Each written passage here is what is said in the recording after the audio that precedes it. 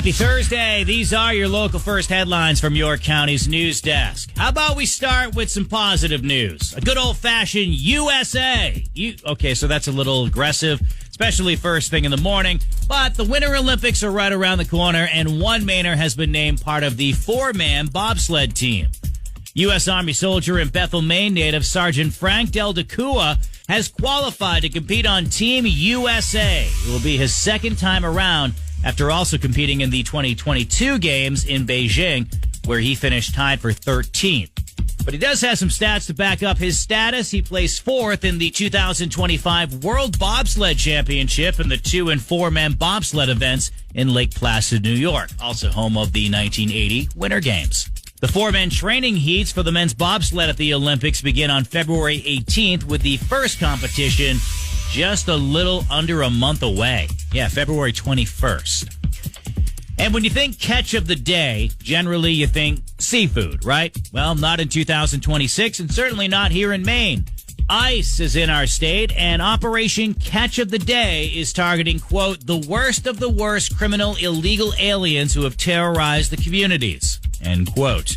Officials say the operation actually started on Tuesday, and the Department of Homeland Security says it's targeting 1,400 people in Maine. Dozens have been arrested so far. While nothing has been reported here in central York County, Portland's mayor, Mark Dion, has some advice for concerned citizens. Quote, I will remind the public to allow officers to do their work. Do not obstruct. The best thing you can do is be the best possible witness should the facts that come before you are needed by any future investigation or judicial inquiry. If officers are acting with a warrant, they are within the law, and this is not the place or the time to challenge that. I want everyone safe, end quote.